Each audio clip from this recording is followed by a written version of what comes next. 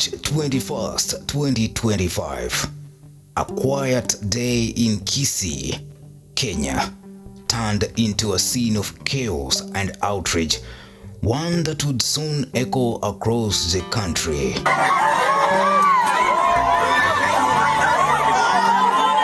It started at a funeral. A woman, invited by her former mother-in-law, arrived with her children to pay respects to her late ex-husband.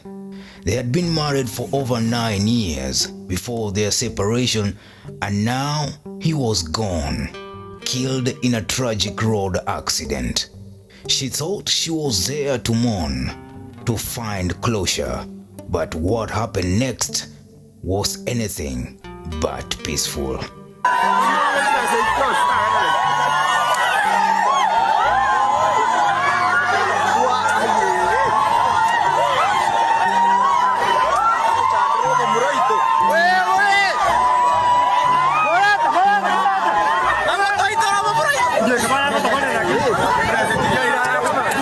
As the burial ceremony unfolded in Nyabisimba in Nyamira County, the woman stood among the mourners.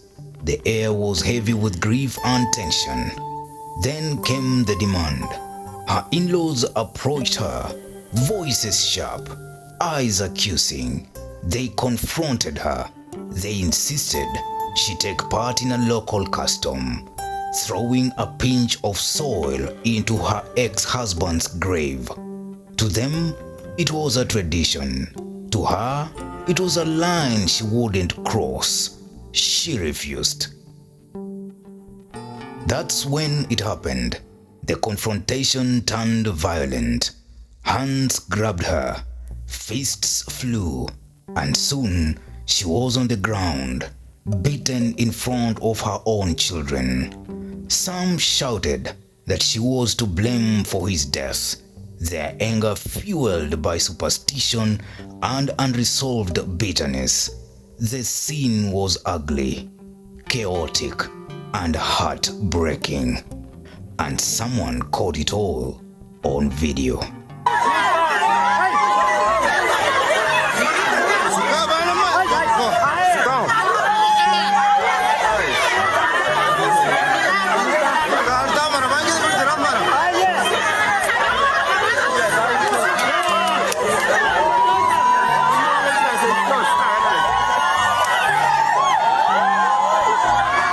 Within hours, the footage spread like wildfire across the nation. Social media lit up, people horrified, angry, demanding justice.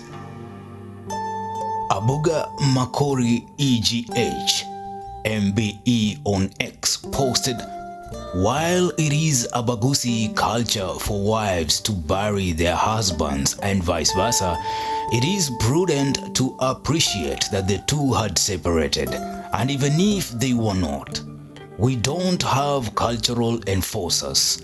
These criminals must stand trial."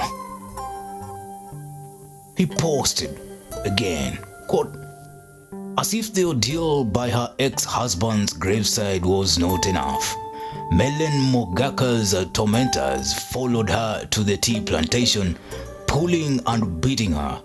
The crime being, she was not ready to throw soil into the grave. Both had remarried and shared children only. Cry for justice." The clip showed the woman defenseless as her attackers loomed over her, even up to the plantations.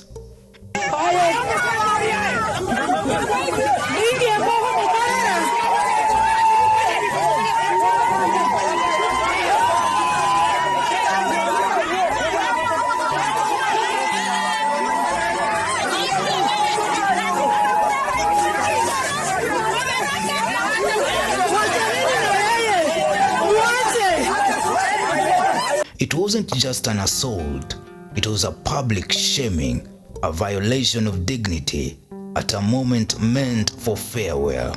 The nation watched and the nation reacted. By March 24th, the authorities stepped in. Police launched an investigation. tracking down those responsible. 3 suspects were arrested in Mwongorisi sub-location. Robert Pokea Sarudi, 43 years of age, Bismark Ondiek Sarudi, 40 years of age, and Lameck Ogindo Osoro, 27 years. They had been caught on camera, allegedly forcing the woman into the rites she'd rejected, then turning into violence when she stood her ground. Now they sit in cells at Kiambere police station, awaiting their day in court. But the police aren't done yet. Others who joined the attack are still out there, and the hunt continues. This wasn't just a family dispute gone wrong. It was a clash of tradition and personal choice, exploding into something no one could ignore. For the woman, it was a day of pain, physical and emotional, endured in the shadow of a grave. For Kenya, it's become a viral moment of reckoning, a call to question where custom ends and humanity begins. The investigation rolls on. The video still circulates, and in Kisii, a mother's quiet courage has sparked a louder conversation, one that won't fade anytime soon. Newsroom, Maisha TV, Ushabi Jr.